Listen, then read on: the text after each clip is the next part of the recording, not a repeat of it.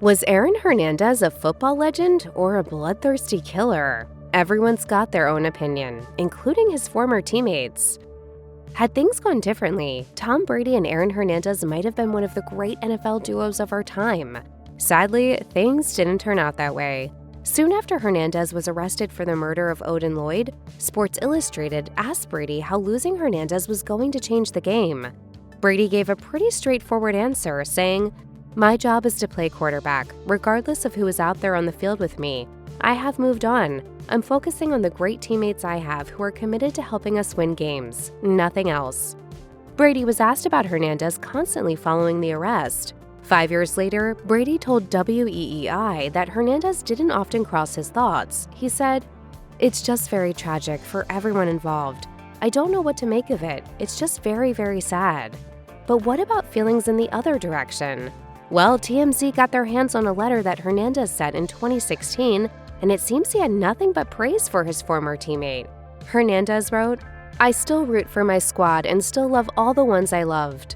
The closest I was with was probably Brady, and whom I love to death and always will and only hope the best for them." Tim Tebow's relationship with Aaron Hernandez went a long way back. Back in their days playing at the University of Florida, Tebow interceded on Hernandez's behalf on multiple occasions. For example, he once convinced coach Urban Meyer not to throw the problem tight end off the team. Meyer's practices as coach would later come under scrutiny after Hernandez's death, even before the bombshell that the late football star had been diagnosed with an advanced case of chronic traumatic encephalopathy. For his part, Tebow defended Meyer to ESPN and offered a few remarks about the teammate he had tried so hard to protect. He said, "It's just heartbreaking and sad, and all my thoughts and prayers go out to all the families that were involved." Pressed further, Tebow decided to cut short that whole line of questioning, conceding that the journalists were just doing their jobs by asking about it. Tebow added, Part of mine is listening to instruction, and we've been told not to talk about it.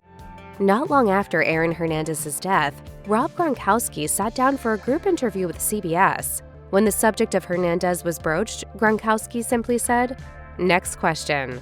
Then, when the reporter kept pushing the issue, Gronkowski stood up and walked off. It took a long time for Gronkowski to make any kind of statement about Hernandez, but he finally opened up during a 2021 interview on the 10 Questions with Kyle Brandt podcast. I was definitely shook when I heard that, when I heard everything about it. Gronkowski went on to say that no one had really looked that deeply into what Hernandez might have been doing off the field.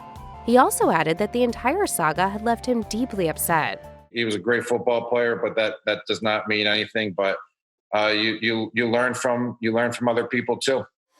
In 2020, Netflix released Killer Inside: The Mind of Aaron Hernandez, a documentary series exploring Hernandez's upbringing, crimes, and subsequent conviction. At the same time, TMZ caught up with Hernandez's old friend and former teammate, Maurkice Pouncey, asking him just what he thought about the series. Pouncey didn't pull any punches either, saying, "It's all don't believe it." In July 2013, Pouncey was forced to apologize when photos circulated after a night out at a Miami nightclub. Pouncey and his brother Mike were photographed wearing hats that read, "Free Hernandez." Maurkice later tweeted, "I fully recognize the seriousness of the situation involving my former teammate, and I regret that my actions appear to make light of that serious situation. I apologize to anyone who was offended by my actions." Brandon Lloyd was a receiver who worked on the offense alongside Aaron Hernandez. Speaking to the Boston Globe, Lloyd claimed that Hernandez had been volatile, unpredictable, and potentially dangerous to those around him. He also said that before he'd witnessed anything himself, another veteran had prepped him for what he was in for. Referring to Wes Welker, Lloyd recalled, he says, "I just want to warn you that Hernandez is going to talk about being bathed by his mother. He's going to have his genitalia out in front of you while you're sitting on your stool. Just do your best to ignore it, even walk away." Lloyd said that not even Welker's talk could have prepared him for the experience of being in a locker room with Hernandez, who regularly went from seeking validation to flying into terrifying rages. Lloyd wasn't the only one to make comments along those lines either. An anonymous teammate echoed those sentiments in an interview with People magazine. They said, "Everything about Aaron was a struggle. He had these really angry outbursts a lot, over insignificant things, and when he started, he couldn't stop." Not all comments made about Aaron Hernandez were meant for public ears. One 2011 conversation between Tom Brady and Tim Tebow, for example, offers greater insight into what Hernandez's NFL colleagues really thought of him. Oh my gosh, look how tight the window was. And you said it, what a nice move by Aaron Hernandez. Because the Patriots were playing the Broncos in Denver, Brady and Tebow had the chance to chat face-to-face, and their conversation was picked up by microphones. Tebow, it seems, had attempted to take a few players under his wing while they were still in college, including Hernandez. He ultimately reached out to Brady for a little backup.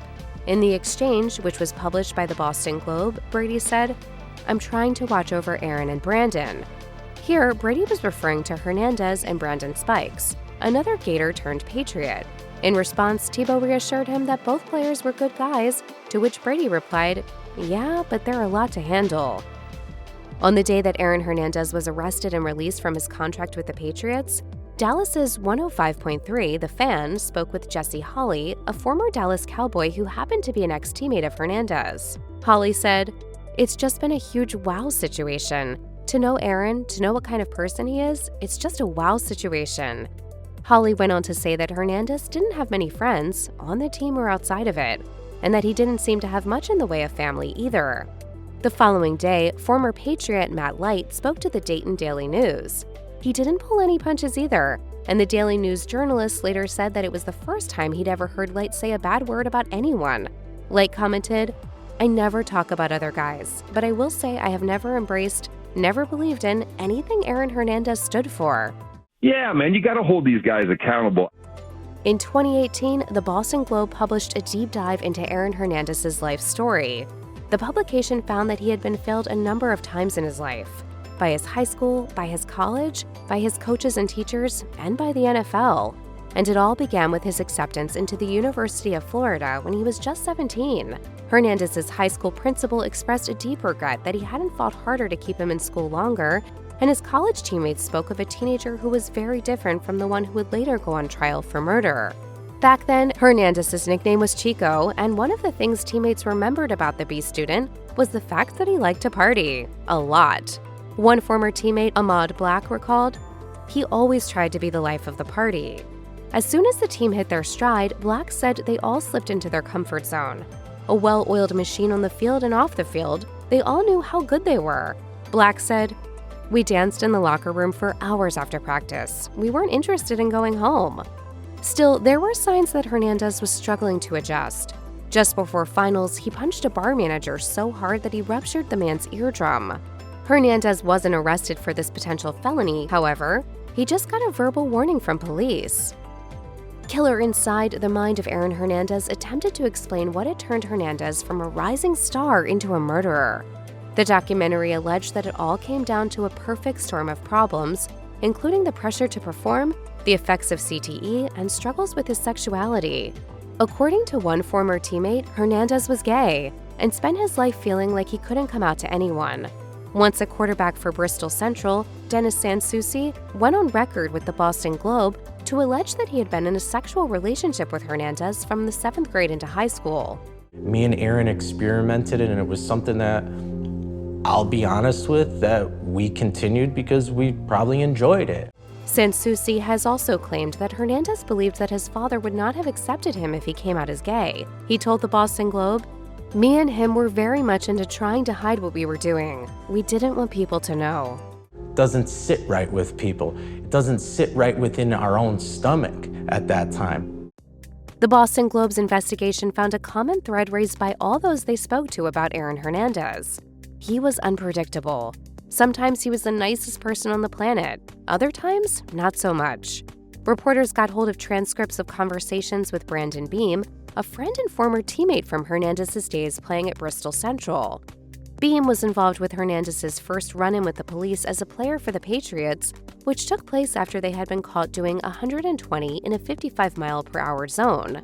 Beam later said that they should have been arrested, but Hernandez leveraged his position on the Patriots to get them out of it. This led to the argument that attracted police again.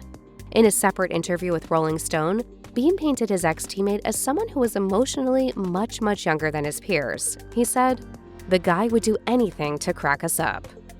And some news just breaking as we come on the air. Former NFL star Aaron Hernandez found dead in his prison cell overnight. In 2017, Maurkice Pouncey told USA Today that he had spoken to Hernandez on the night before his death by suicide. He recalled, "He was in great spirits. He was excited. It's tough for anyone to have a loss in their family, but that one right there hit me and my brother really hard." Their conversation came not long after Hernandez was acquitted of double murder charges levied against him for 2 deaths that had occurred in 2012, and Pouncey said that he was nothing but shocked by the news of Hernandez's death. He also posted on Instagram, calling Hernandez his friend and brother before adding, "Through thick and thin, right or wrong, we never left each other's side. Today my heart hurts as I got the worst news I could have imagined. We will meet again. Rest easy." If you or anyone you know is having suicidal thoughts, please call the National Suicide Prevention Lifeline by dialing 988 or by calling 1-800-273-TALK, 8255.